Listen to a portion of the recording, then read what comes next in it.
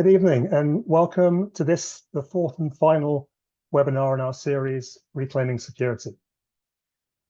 My name is Richard Reeve. I'm the coordinator of the Rethinking Security Network, and I'll be hosting tonight.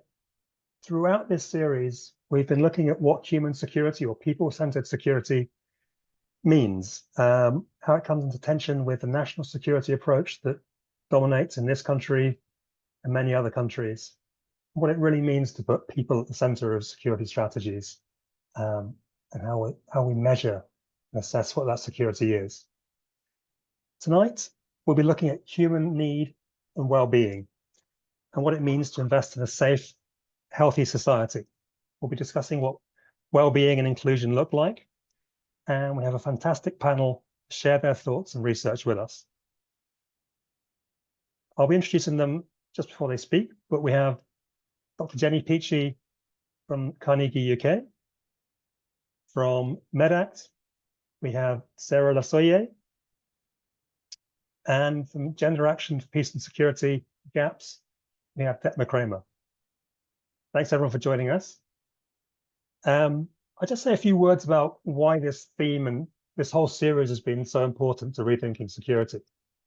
And as an organization, as a network, we're really devoted to expanding the conversation about security and challenging the way security has been done by government and by elites in this country. We've always worked with a national security approach at the national government level, but that's come into tension with what it really means for people to be at the center of security. So rather than states, elites, corporate interests to be at the heart of strategy, we've been trying to rethink what it means to really put people and their safety, their well-being at the heart of security.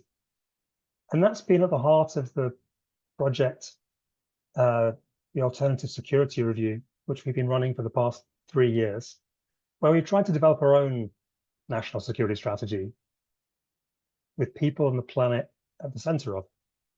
So through our research with our partners at the Center for Trust, Peace and Security at the, Trust, Peace and Social Relations at the University of Coventry, we've devised methodologies to really get out and ask people what security means to them, what safety, what well-being means, and what their ideas are about how the government, how us as a society can best put that at the heart of strategy.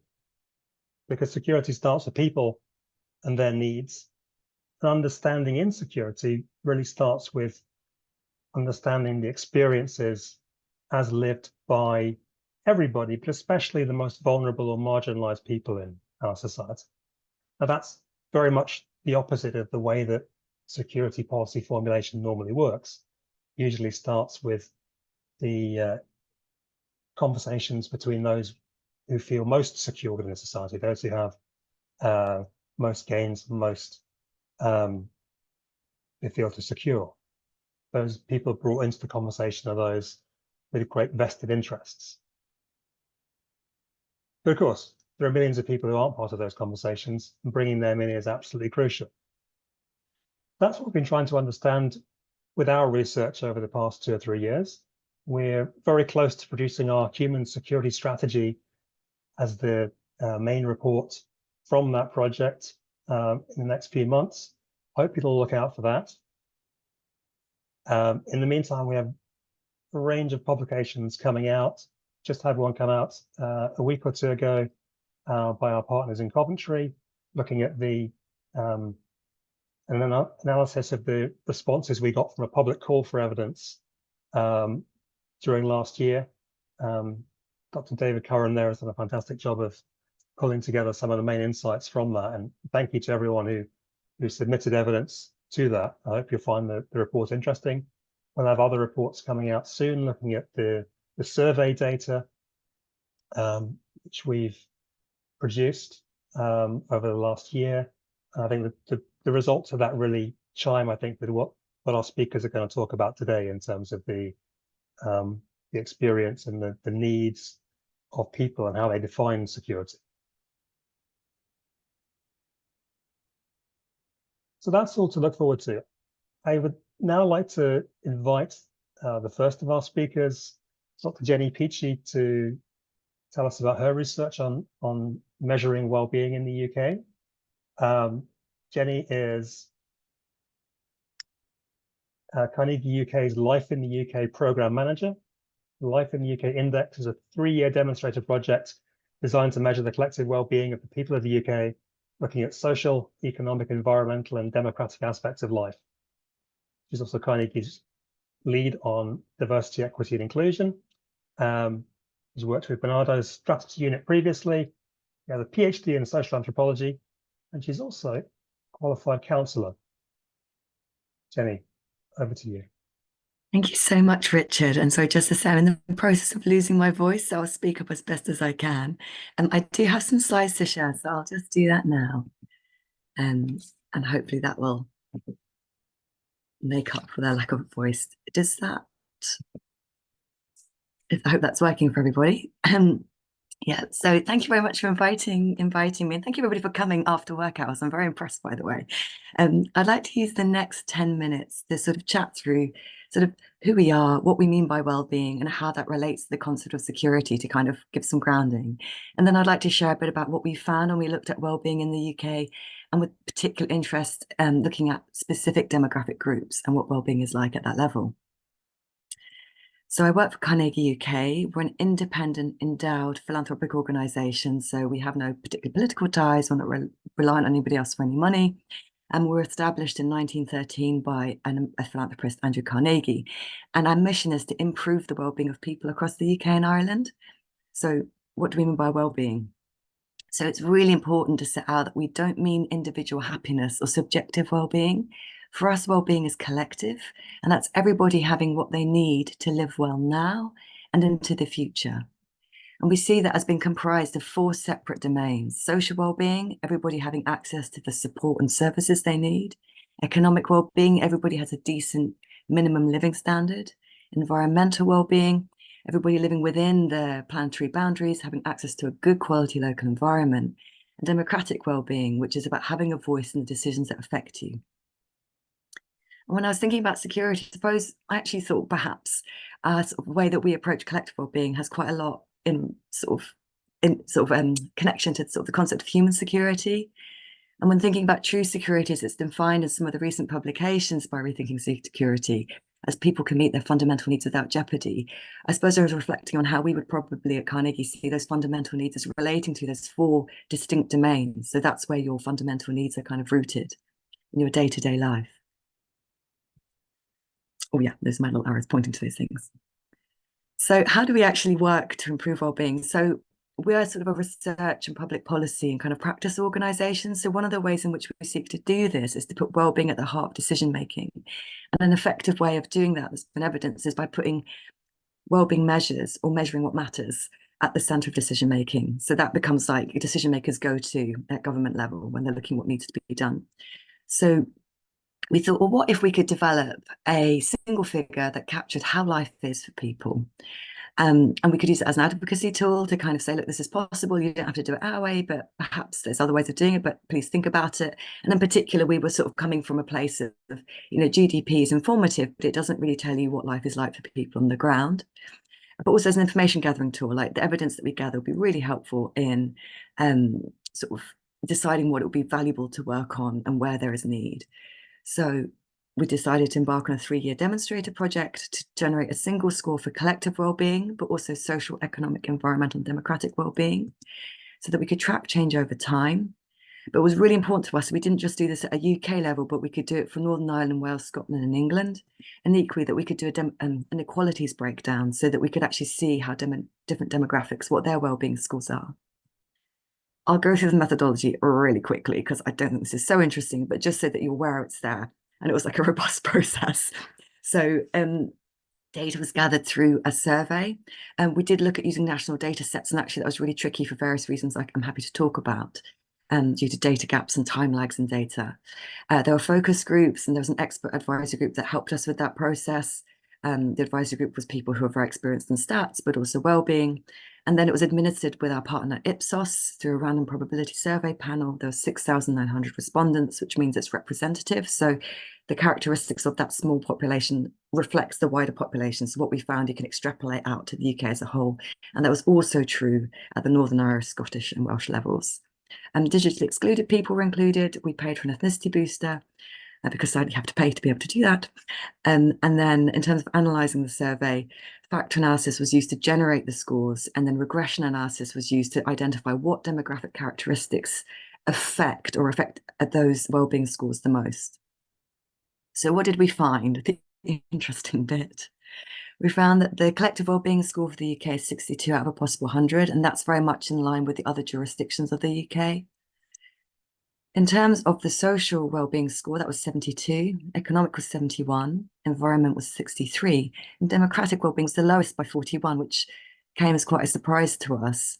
And I suppose the thing to flag here is I'm conscious that 72, 71 might sound all right, but it should be totally possible to be scoring the 80s and 90s for these areas. In terms of the demographics, which is, I think, probably the most interesting piece. So as like an overview, disabled people, people who live in more deprived areas, have lower household incomes, were social housing tenants or private tenants, experience lower collective well-being. As we've seen from the slide before, democratic well-being is exceptionally low, and I guess we would say that that indicates a crisis in trust in institutions across the UK. And I suppose the third finding to bear in mind is that actually what we found was older people have some of the highest levels of well-being, whilst younger people experience multiple challenges to their well-being. And depending on the audience I speak to, that's either like, of course it is, or complete shock. So I'm going to show a series of slides, and this is going to be a bit of a whistle stop. I'm sure the slides will be circulated, this will be recorded, so please don't worry about making any notes. And as you can see across the bottom of the slide are the different domains of well-being. And then the colours of the bars relate to the key at the top of the slide of different demographic groups. And this one is about disability. And basically what stands out really clearly is that disabled people compared to non-disabled people have lower levels of well-being across all those domains. And just to flag that all those differences are actually statistically significant. When we look at household income, again, similar setup with the graphs, the dark colour is the lowest household income levels, and the pale bar to the right is the highest income levels. So that's how those charts are set out. And I suppose the things I wanted to point to in particular was around social well-being and economic well-being. So here you see a linear relationship whereby the higher household income, the more likely you are to have higher social and economic well-being up to the second highest income bracket. There's no difference in the second highest and the highest income bracket for those scores. And the crossover environmental well-being means simply that although it looks like there's a difference in numbers, that's actually not statistically significant. So household income has less of an impact on environmental well-being than you may think. Looking at housing tenure, this was an interesting one. So the dark bar is those social housing tenants, the middle bar is private rented accommodation tenants, and the right-hand side bar is homeowners. If we look at social well-being and environmental well-being, the dividing line is between people who rent and people who are in their homes. If you own your home, you will have better social and environmental well-being than renters. For collective well-being and economic well-being, there is a difference, a significant difference between every single category. So social housing tenants are doing less well than private rented tenants and homeowners. Homeowners are doing better than social rented tenants, but less well than homeowners. And that's the pattern for collective and economic well-being. And democratic well-being, again, tenure doesn't have an impact on that. In terms of index of multiple deprivation, so the dark bar is basically your most deprived area to the left. The furthest right-hand bar is the least deprived area. And here, from social through to democratic well-being, if you do the ANOVA test, you see that there is a linear relationship, also inverse linear relationship. So the less deprived the area you live in, the more likely is you are to have better social, economic, environmental, and democratic well-being. Probably unsurprising. In terms of age, this was an interesting one. So in terms of social and environmental well-being, what you see is a linear relationship. So that as your age increases, you are going to get a higher score for your social well-being and the environmental well-being. For economic and democratic well-being, there's like this cutoff. The difference is basically whether you're aged up to age 54 or if you're 55 and over. And that's where the line falls in terms of your experience of well-being. of economic and democratic well-being. And so I should have said this when I was going through the methodology slide. The survey questions obviously related to each of these different domains of well-being, whether that was affordability or what have you, or trust in a particular kind of democratic institution. Now that, oh gosh, so there should have been a slide on ethnicity. I'm sorry, I'll make sure that I circulate those slides with that in there to Richard. But basically, just to summarize, so we've generated a single score to capture the well-being of a nation, or we've tried to anyhow. We see well-being as being made up of social, economic, environmental, and democratic domains. It'd be really interesting to hear what you make of that, whether that makes sense, whether that seems bizarre. I think you could say that there's a connection between our conceptualization of well-being and human security as a concept, and then the fundamental needs. Again, that's just me sort of thinking through the relationships. You may well not agree, that's absolutely fine. And what we found, there's well-being gaps in the UK, and those are by disability, household income, housing tenure, IMD, age, and ethnicity. And basically, that really just points to the equality, inclusion, social justice issues faced as a society. And obviously, in our report, in which this is summarized, we have various recommendations. And I'm aware that those are things that speak to the Rethinking Security agenda as well. And I suppose the final finding, a crisis in democracy. So that's me. Thank you very much for listening. I hope you could hear me okay. I'll hand back to Richard. Thanks so much, Jenny. That was fascinating. And I can see so many parallels with what we've been doing in our work with Rethinking Security and the general human security approach and the different kind of facets of security or well-being that we look at. And I'm particularly keen to come back to you on that crisis of democracy you identified, because that was something that also showed up very much in our research over the last year, and is a component of security and well-being, which I think is rarely picked up on, which is absolutely crucial to resilience and social cohesion and security. But just to say on the format, everyone, we'll be coming back for questions after everyone's presentations. If you do have questions, please do put them in the Q&A. I'll be looking out for those as they come, and posing some of those to the panel after they've all spoken. So to our next panelist is Sarah Lasoye from Medact. She is the Transforming Peace and Security Campaign and Policy Lead at Medact, which is a global public health charity. She heads up their Peace and Security program of work, supporting health workers to campaign for change on issues such as the securitization of health and the health and humanitarian impacts of arms, global conflict, and war. Sarah has a background in student organizing and campaigning and global health research, and is particularly interested in addressing state violence and developing an abolitionist public health. Sarah, over to you. Thanks so much, Richard. Yeah, really brilliant sharing, Jenny. Thanks so much for that. I feel like my contribution is going to be slightly less cohesive. I have lots of notes down, but I fear that I'm going to go off on tangents, which I want to do. But I'll start with the notes and then we'll see how we go. So yeah, just to briefly describe Medact as an organization, just in a little bit more detail. As Richard mentioned, we're a public health campaigning organization. So we work with health workers and members of what we call the health justice community, which I'll get into a bit later, to do research and evidence-based campaigning in order to challenge the root causes of global and public health inequalities. So in my role, I support health workers in doing this campaigning, but primarily to campaign groups who work on two specific areas. So first, that's our nuclear weapons group, who are campaigning for complete nuclear disarmament, and also campaigning to challenge the health harms of nuclear weapons, arms, and conflict broadly. And the second campaign group I support are the securitization of health group, who again are a collective of health workers working to challenge securitization policies within healthcare.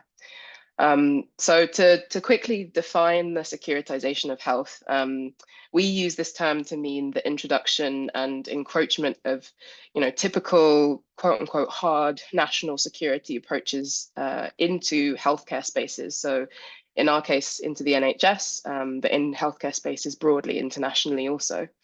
Some examples of these hard national approaches to security have been spoken to, I think, extensively, both across these webinars and in other spaces that Rethinking Security have held. So I think many of you will be familiar with them, but to name kind of 3 key arms of UK state security approaches that we think about a lot. The first is, the maintenance and protection of a national nuclear and military weapons arsenal and military personnel, which is an important one to note given recent calls from, I think a military chief for arguing for increasing the UK army reserves in light of, considerations around the possibility of war, and that precipitating conversations around conscription consequently as well, if anyone's been following that conversation.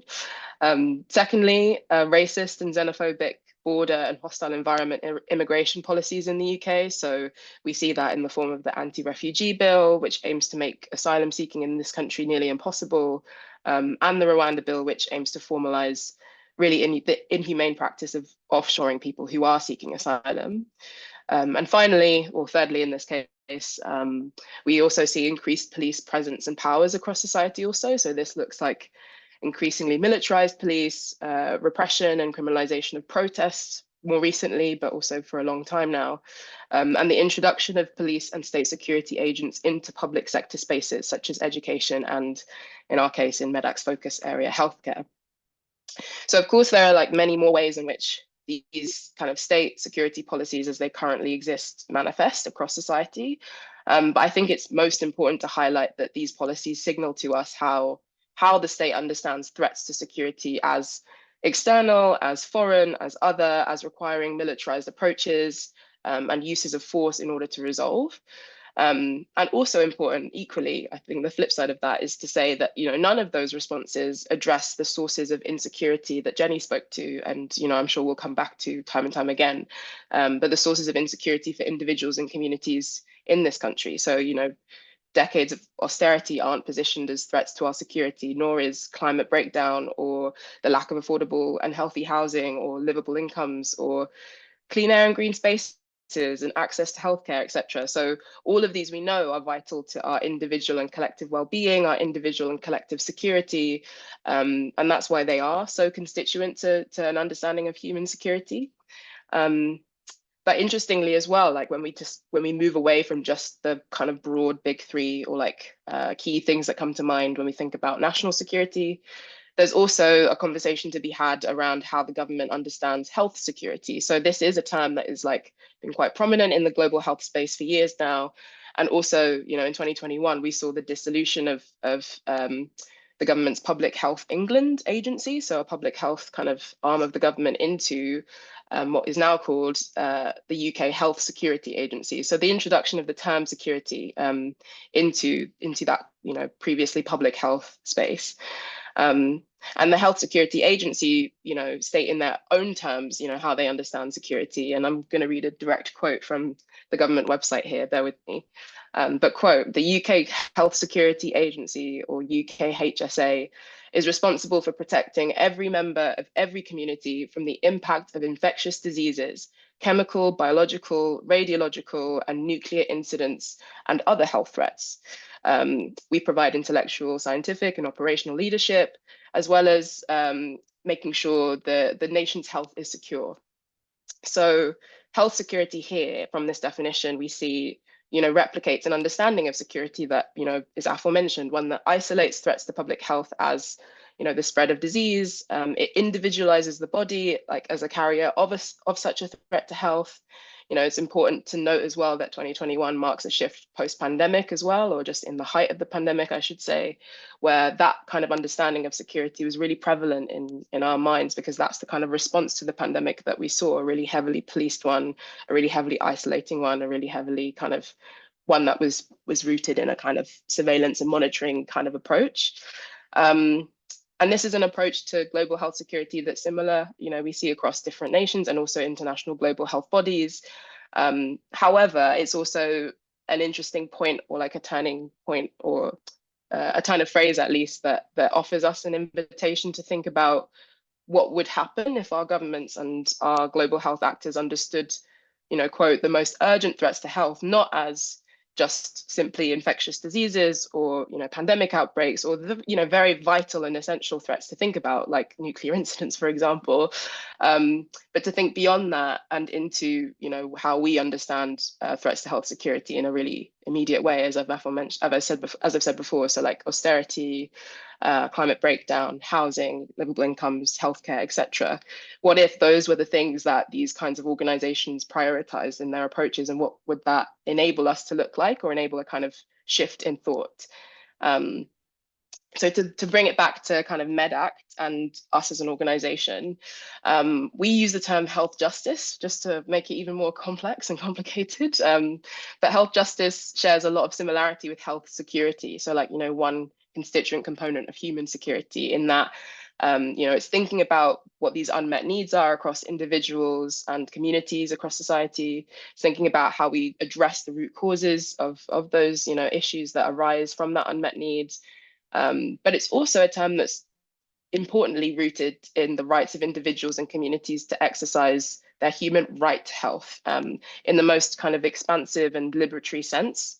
We say health justice to clearly outline a justice-oriented approach, one that focuses on the transformation of systems and structures which impact our health, and the health, importantly, of minoritized and oppressed communities who've disproportionately been impacted by, the manufactured insecurity and precarity of so-called state security policies historically. So for our movement, what that looks like in practice are a range of different campaigns that they've taken on across these kind of different areas. So we see the Patients Not Passports campaign is a really incredible national campaign with lots of local health workers taking action to end hostile environment immigration policies in the NHS. There's also a campaign group called Health for a Green New Deal, who are focusing on climate justice, campaigning for no new oil and gas and instead for a just transition. We have the nuclear weapons group, as I've mentioned already, and to talk in more detail and depth about the securitization of health group, they've prioritized, focusing on the government's prevent duty and challenging the prevent duty as one constituent part of a broader approach to securitizing healthcare. That looks like many different things: the increased presence of policing in mental health and hospital settings, but to isolate the prevent duty as one area in which they've focused. For those who are unfamiliar, I actually recommend watching the previous webinar wherein Dr. Leila Atlhej from Prevent Watch spoke really extensively about the harms of prevent in education, but also across the public sector. But within healthcare specifically, what we find, is that it introduces suspicion and surveillance into a therapeutic space. It damages the patient-practitioner relationship. There's a, high rate of false positives across, prevent referrals across sectors, not just in the NHS. But what that does and how that changes the fundamental, healthcare space is really harrowing and frightening and harmful. And I really encourage people to look at Medact's false positives report from 2020 to read more about the impacts on patients and practitioners that the introduction of Prevent has had in the NHS. So yeah, those are our like broad campaign areas. I wanted to close kind of by drawing attention to, in this recent moment as well, how a health justice approach and a health security lens enables us to think also really expansively and internationally also, because we talk about, a lot in our work around arms and conflict, and currently, right now, loads of health workers who are part of our movement have formed different coalitions internationally and locally, campaigning for a free Palestine, campaigning for the support of health workers in Palestine whose institutions have been decimated, thinking very internationally about what a liberatory approach to health justice looks like, and how they stand in solidarity with the struggle for liberation also as part of their health justice work. And so, that comes in a long lineage of liberatory health movements, but needs to be named also as a constituent part of health justice. And I think ties back to, when we talk about the nuclear weapons arsenals and the military arsenals that these nation states have, including our own, I think a health justice lens and a health security lens also lends itself to think about the impacts of these policies and practices internationally, and what our opportunities and kind of responsibilities are in resisting their harms elsewhere, as well as, you know, in the UK. So I'll end there because I think I am at 10 minutes, but hopefully we can get more into the questions later on. Thanks, Richard. Thanks so much, Sarah. That was fascinating. And I think we should come back as well to that question of how we link up kind of health, security, well-being here in the UK and our international outlook, and how maybe changing the way we think about security or conceptualize it can have impacts not just on how we treat each other here at home, but kind of engage with the rest of the world as well. Please do keep the questions coming in the Q&A. We're looking forward to answering those in about 10 minutes. But before those, I want to hand over to Detmer Kremer from GAPS. Detmer joined the GAPS team as the Policy Advocacy and Communications Officer. In his previous role, he convened the UK Atrocity Prevention Working Group with protection approaches. His work is focused on developing queering approaches to atrocity prevention and LGBTQI+ inclusion in peacebuilding and gender sectors. His other experiences are focused on rights-based approaches to climate action and Indigenous rights. And he's worked with UN organizations as well as across Europe, North America, Southeast Asia, and small island developing states. So, Detmer, from that wealth of experience, over to you. Thank you. Thank you so much, Richard. And thank you as well to Jenny and Sarah for your really, really interesting remarks. I think there's a lot there, and I'm excited for the Q&A and get into some of that. Yeah, so as Richard mentioned, I am here on behalf of Gender Action for Peace and Security, or GAPS. We're the UK civil society network on women, peace and security. And our mandate is particularly to scrutinize the UK implementation of the WPS agenda. Although that mandate is quite specific, we take a very broad remit in understanding that and scrutinizing that implementation, and very explicitly commit to feminist and intersectional approaches in doing so. I thought probably would be the best starting point is explain a little bit more of what WPS is, as it's quite, of course, a niche policy agenda, and I do apologize. I've tried to avoid all of the abbreviations, but if I do slip up, also do ask questions, please. It can sometimes be easy to get stuck in kind of very specific policy things in this world. So do please, take me out of that. So the Women, Peace and Security, or WPS agenda came out of the year 2000 based on a United Nations Security Council resolution 1325, in case you want to look that up. And it came after years of feminist campaigning. And what this resolution and the subsequent resolutions that the United Nations Security Council adopted in the years since, what it does is recognize the unique role women and girls play in conflict. And this is both in terms of the unique ways women and girls, and later on in resolutions, men and boys, are impacted by conflict. It is also about how women and girls are leaders in terms of preventing and resolving conflict. There's 4 pillars to this agenda that I think are quite key in understanding. One is the prevention of all forms of violence, including conflict. The second is participation of women and girls in political processes, including peace processes. The third is protection of women and girls during violence, and particularly during conflict. And the last is relief and recovery, ensuring that humanitarian efforts during and after conflict are gender sensitive.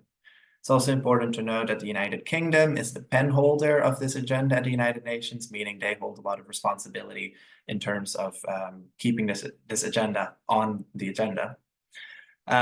So I think it's important to kind of think about what are some successes and what are some limitations of this agenda that obviously has security in its very name. Firstly, I think some successes. I think through the establishment of this agenda, it really now is no longer disputed that women and girls play a particular and distinct role within peace and conflict. Whereas before, it was often seen as a very niche or separate issue. Of course, there's more work still to be done on that, but that has really kind of changed how we perceive of violence. The second is that, especially for a UN agenda, it is incredibly widespread. Over 100 countries already have adopted national action plans, or NAPs, which are the kind of domestic articulations of what does this agenda mean for us as a country? How do we do this? The UK is currently on its 5th NAP, so there's already a whole kind of genealogy of engagement with this agenda. The other thing that this agenda has secured is a lot of evidence on showing that inclusive peace processes that bring in women and girls and other marginalized communities from the get-go lead to much more longer and sustainable kinds of peace. And the final part, I think that's also a big success, is that through this agenda, there's a lot more conversation around addressing the root causes of conflict and violence, understanding it's a lot more about just like men with guns fighting at each other, and that there's actually a lot around inequality that leads to conflict. And so it's about finding what the root cause is, which I think is crucial in this conversation we're also having today. There are also some important limitations to this agenda. So often, similar to kind of what Sarah was saying with securitization of health, we often find that there's a very security approach to the women, peace, and security agenda as well. One that really focuses on protecting women and girls as a kind of passive victim community. Of course, in this move, what you then do is create a demand for a kind of patriarchal militarist protection structure, because you've portrayed these people as defenseless, so they must be defended, so you should have guns. Obviously, that's by doing so, you avoid talking about root causes of why those quote-unquote people are quote-unquote defenseless. Also, what often happens is a kind of add women and stir approach of, instead of transforming those root causes, we just say, oh, we'll just add more women in the military and we'll be fine, rather than questioning what a military is and why there is one and how it should look like.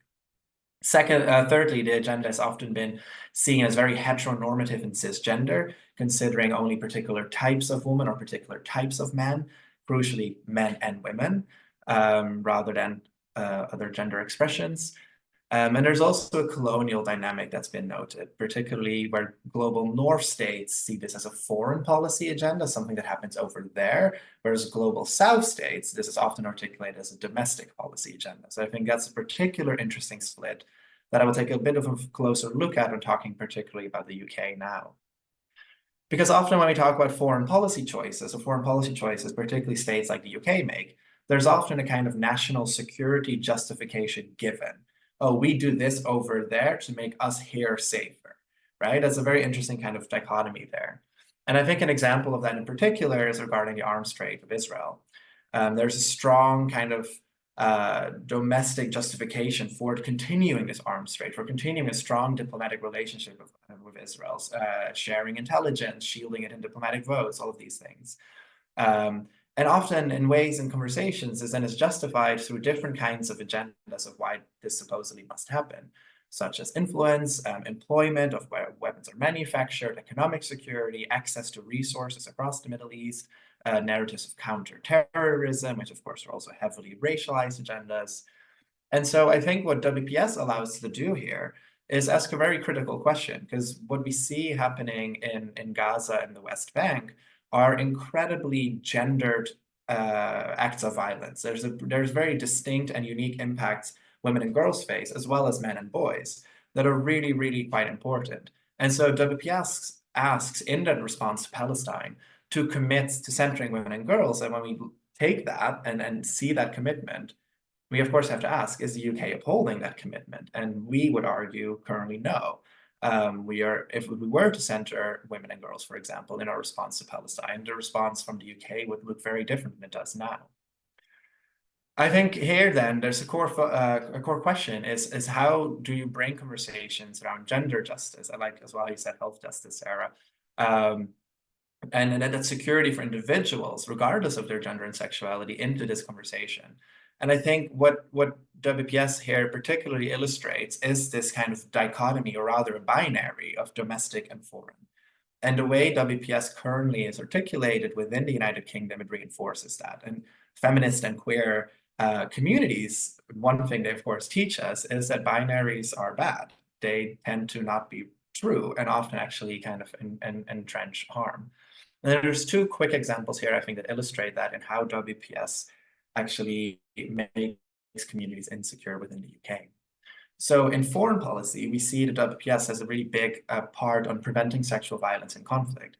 While this is quite a narrow and not necessarily root cause focused agenda, what it has done is provide a tremendous funding and attention to a part of conflict that tends to be relatively unaddressed within the conflict space and peace space. Yet this is only foreign. When we look domestically, For example, we know that survivors are a massive part of refugee communities, trying to find ways, of course, to find safety and sanctuary. And we see that the draconian refugee regulations make that incredibly difficult. We know that there's almost no safe passageways to the UK, and that once refugees arrive here in the UK, there's high rates of homelessness. We think, of course, about situations like Yarl's Wood. There's a lot of insecurity for survivors of sexual violence in conflict when they arrive to the UK, and often actually are put at risk of experiencing further sexual violence based on the refugee pathways that they are forced to take. The second part that I think is a very powerful example as well is that the current NAP that the UK has is the first NAP of this country to explicitly mention LGBTQI+ communities, and focusing a lot on the importance of human rights protection and civic space, and ensuring there's a part of the political agenda of the UK. Yet, when we look domestically in the UK, we see an increased weaponization of LGBTQ+ identities, particularly regarding transgender women and non-binary people, through a significant agenda of misinformation and disinformation, where even members of the UK government have been part of that. I don't know if folks have seen Rishi Sunak and PMQs today. And so while the UK wants to then portray in foreign policy through WPS image of being this LGBT rights champion, domestically, we see hate crime against LGBTQI+ communities increasing already for 10 years in a row. So my conclusion, and to kind of tie this all together, is that yes, WPS is an important and well-established framework that really recognizes gender in conflict, and it has brought many positive changes about. But in its current application, we see a key flaw in how security is here defined. It's defined with an us versus them, a domestic and a foreign kind of binary. And through that, we also see then that agendas like WPS aren't used consistently, and we see missed opportunities to kind of enhance well-being for folks, regardless of where they might be. There are some positive changes that are noticed, like domestication is mentioned in the NAP, and other folks are like a Home Office and the Northern Ireland office are implementing partners. So there's a shift, and I think we really need to push that shift further to ensure that security can be understood using that feminist and queer lens through WPS to go beyond those binaries and really focus on those root causes that drive insecurities for individuals and communities. To really focus on patriarchy, white supremacy, ableism, these structures that affect communities and cause them to be insecure. Through doing that and including those communities and how we do that, we would likely be able to have lots more secure ways of well-being. Thank you so much. That was me. Thanks, Richard. Thanks so much, Detmer. That was fascinating and really important to show how the kind of conversation, the debate continues to evolve. Well, you know, we got somewhere important with the WPS agenda 20+ years ago, but that's not enough. We've got to keep it moving. Got to keep defining things into to cover all interests and really address the marginalization issues. So we've got about a quarter of an hour for questions and answers. I see a few questions in the Q&A. Please do keep adding them if you have thoughts from all three speakers' presentations. I mean, there are lots of commonalities between things you've been saying. I see there's a question really around democratic well-being. Firstly, I think for you, Jenny, in terms of how the first past the post electoral system that the UK, most UK elections use, maybe entrenches dissatisfaction or a lack of well-being with our democracy.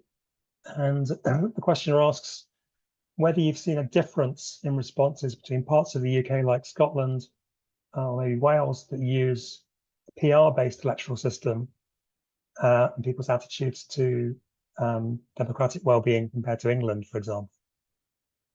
Thanks, Rich. And just to say, Sarah and Demeter, I found your presentations fascinating. And also, I'm really sorry, when you're presenting with a PowerPoint, you can't see the question and answer. So I'm so sorry if I was speaking too quickly. Yeah, so just in terms of that question, it's a great question. So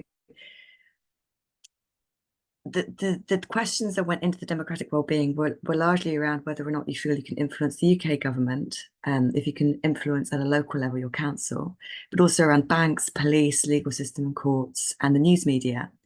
We did ask about the devolved jurisdictions and whether or not you feel you can influence them, but we couldn't put those into the overall scores because of like statistical validity, because there's an equivalent of like the Scottish government for England, if that makes sense. But I can give you some of the facts and figures. So in terms of, and what I should say is actually Scotland scored lower on democratic well-being, but that's because they were more like to say they felt they couldn't influence the UK government or trust it. So it was 76% of people in Scotland said they felt they couldn't influence the UK government. In the UK, that figure was 73%, both really high. Like 3/4 of people say they can't influence UK government. When it came to councils, Scotland, 51% felt they couldn't influence. That was 56% for the UK. And when Scotland was talking about influence, Scottish respondents were talking about whether or not they felt they could influence the Scottish government. 60% said they felt they couldn't influence Scottish government. And levels in trust was similarly low. I won't go through all of those, but sorry, I should have said sort of we have reports for the UK, but also all the devolved jurisdictions and also all the demographics on our website. I'm sure if you type in Carnegie UK, our website will come up and it'll be under the publications. But those are sort of the things I guess I'd reflect back. And I suppose the other thing, sorry, just to say about why, I think that's the thing about stats to tell you what, but not why. And I think there's a lot you could probably say about the way that the pandemic was handled and what came out about politicians' actions and integrity that affected how people were feeling as well. Yeah, certainly from our own research, we found that lack of trust in UK political institutions was absolutely fundamental in people's attitudes, and in fact is one of the defining things that people chose as a threat to national security in this UK. Not what the government is doing to protect us from others outside, but as a threat to ourselves and our own rights and freedoms within the country.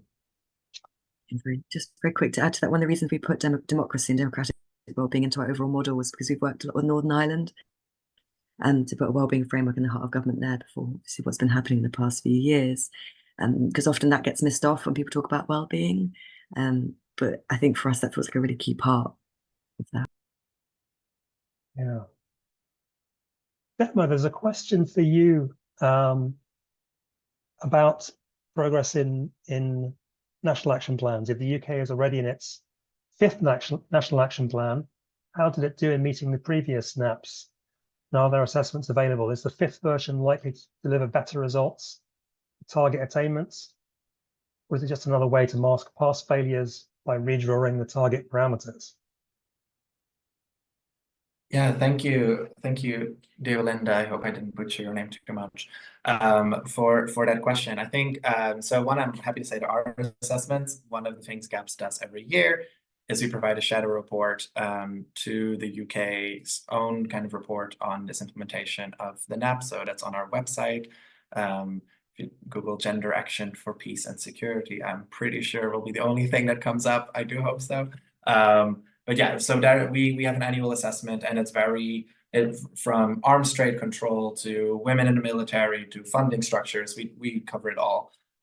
So I think that's a really helpful resource on that. In terms of have we seen that change, I think the difficult part, of course, with this kind of policy stuff is the change is often very incremental, which is often very frustrating. But I think there are some really positive things we've seen. For example, there have been ways in which the UK has committed to funding women's rights organizations in the Global South through different kinds of funding mechanisms. Frustrating part is that we're now hoping for them to renew that funding. Will there be more of that kind of funding once that was announced last year, or 2 years ago rather? But that was a really big shift in how the Global North tends to fund Global South projects. Like this was a lot more decentralized, a lot more local organizations funded. So that was a really big deal. There's also been ways in which the UK has very intentionally supported certain processes. So, for example, the Colombia peace process, the UK has been very involved in supporting that and funding a lot of parts of that. And that peace process has been very explicitly inclusive, not just of women and girls, but women and girls in all their diversity. It's one of the first peace processes to explicitly talk about LGBTQI plus people, but it's also very intentionally inclusive of Afro-descendant communities, of indigenous peoples, as well as regional differences, because Colombia is a really big country, of course. What happened in Bogota will be very different than on the coast. And so it's a very different kind of process. So I think those are some good things, but I think overall, there's definitely room for improvement. There's definitely space for the UK to take a lot more of an ambitious leadership role in implementing this agenda, learning from its past, working with civil society organizations, and improving that track record.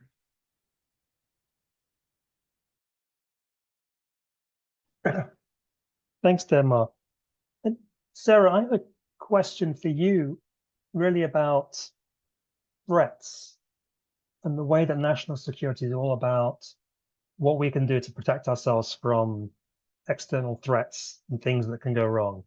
It's rarely about what we can do to improve our well-being or the positive things that we can make better. And I wonder what impact you think that has, or indeed any of the other panelists, that kind of approach has on people's health, well-being, and particularly mental health, whether that's fear about climate change, fear about nuclear weapons use, fear about World War III, very much in the news this week. How does that approach impact on people's health and security and well-being? It's a good question. I think like my immediate response is that it is very, I mean, I don't know if transparent is the right word, but quite clearly distracts from, like you say, what the threats are for many ordinary people, like most normal people, and the health impacts of that, I think, or I guess it's kind of like a psychological impact of like living in a society wherein, you know, your political leadership are seemingly not hearing you when you say what you need. And I think that does a lot of things, but off the top of my head, I think it is a disempowering move. And in effect, I think like lots of communities and individuals then feel as though, you know, there are bigger priorities than whether or not there's like rent controls introduced, or there are bigger priorities than like whether or not air pollution is addressed in their community. And yeah, I think that it also implements this kind of hierarchy of what is considered important, what is considered essential, what's considered urgent and a threat. I think as well as something around deservingness too, because if you can afford to, I think for people for whom those things like economic, social, environmental, and democratic kind of security aren't threatened, for people who are very comfortable in across all of those aspects, I guess it's easier then to almost insulate yourself against the severity of what insecurity across all of those lines means for people. And it's easier to then say, you know, well, actually the key concerns are our border policies, our national policy on this, our national policy on that. And, you know, if you just, again, I think there's a relationship between what we pay attention to and what we say is like unworthy of attention, and how that feeds into like a hierarchy of deservingness. So yeah, that's my initial response. And I think it made me think a lot as well, like about when we do have what is considered a crisis, I guess, like you know, we have like many different crises ongoing, and whether or not they're spoken about at a national level, it feels kind of like illustrative of how, what is a crisis to one community is not necessarily a crisis to others. And how do we shift that? How do we care about that? How do we invite people to say, like, I think one thing I hear lots of health workers say to different effects is that they don't want to be the recipients of a kind of, I mean, health security or national security that is like predicated on or resigned to inadvertently or advertently causing harm to some people. Like, they don't want to be recipients of a kind of security policy that says we're going to have hard borders, but that's going to mean some people are deeply harmed and like experience the violence of that. That's not a form of security I want to be a recipient of. I don't want to partake in that. And I think, when you you know, have spaces like this where you challenge people's understandings of security and the stuff that they don't end up seeing or like seeing as an urgent threat because it's not spoken as such, like it then invites, yeah, that kind of imaginative potential to say like, okay, how do we, if we were to stand in solidarity with people who are at the sharpest end of this, what could that open up for us as a more expansive understanding of security across society? So yeah, those are my thoughts.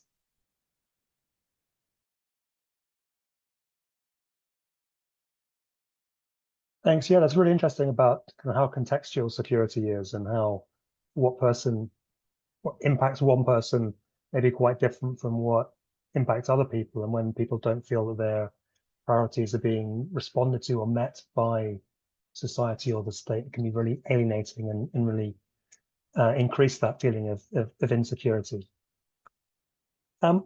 One final question from Helen, which is about what are the chances of well-being being adopted as a sort of legitimate national measure rather than looking at something like GDP? Jenny, that's very much in your court. I'd love to hear your answer to that, but also invite Sarah and Detmer to give any final comments about maybe where you draw hope for change, what we can improve on.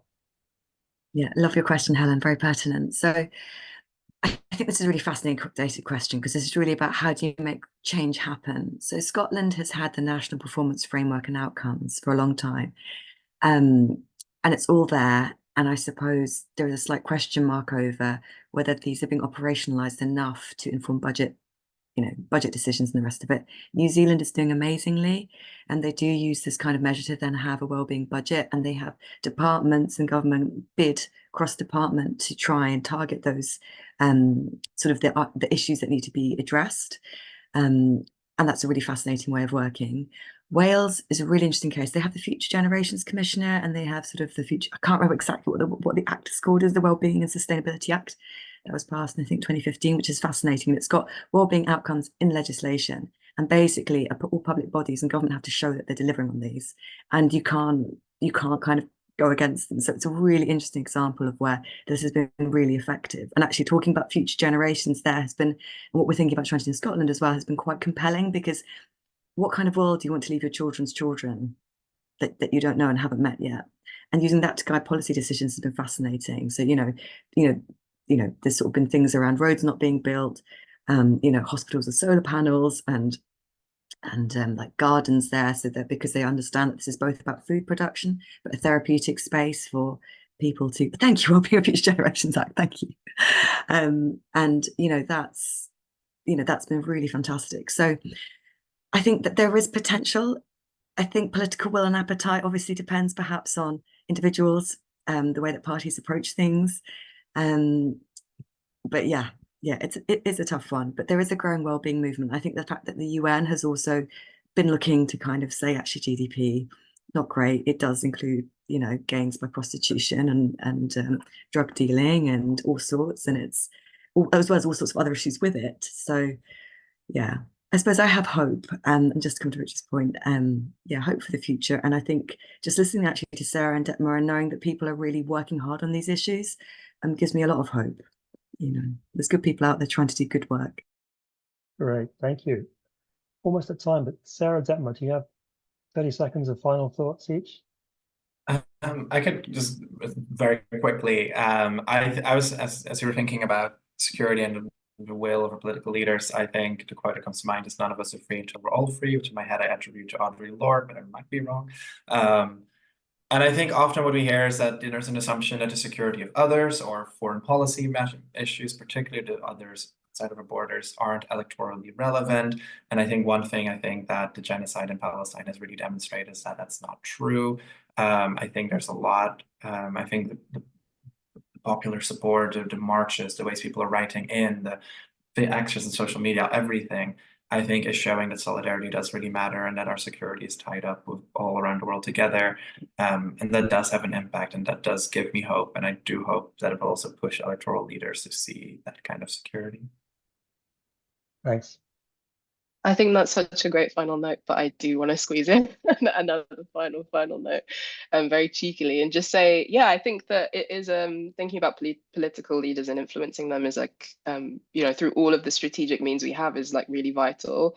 But I think from a campaigning perspective, I'm like, and organizationally, we're like really committed to thinking about the power that's held in, you know, social power and building movements, and not necessarily hinging all of our, you know, strategic approach on influencing decision makers, but actually trying to introduce and, you know, remind ourselves where power actually lies, and to, in the process of, you know, events like these and building coalitions and making sure that we're talking to people across issues, across demographics, across like struggles, and making sure that, yeah, we recognize that there's so much power there that isn't about, you know, appealing to the next decision maker who's going to be able to do X. It can be very direct, you know, by like, yeah, standing, picketing, doing things. And I think that, yeah, that's where I draw a lot of hope from. Fantastic. Thank you so much to all our panelists for the brilliant presentations and responses this evening. Thank you to everyone who's attended, participated in this webinar, and who've come to all our webinars in this series. This is the end of the webinar series, but please do look out for the human security strategy coming soon from Rethinking Security. We'll be addressing all these kind of issues of solidarity, justice, inclusion, etc., to think about how we can put people and planet at the very heart of the UK's approach to security. That'll be report particularly looking towards policymakers. We'll also have a resource pack for campaigning and for really getting ordinary people involved in this, and all kinds of ways that people can use the findings to launch their own campaigns, influence politicians and policymakers, or people in their own communities. So thanks again, and see you all whenever our next event is. Good night.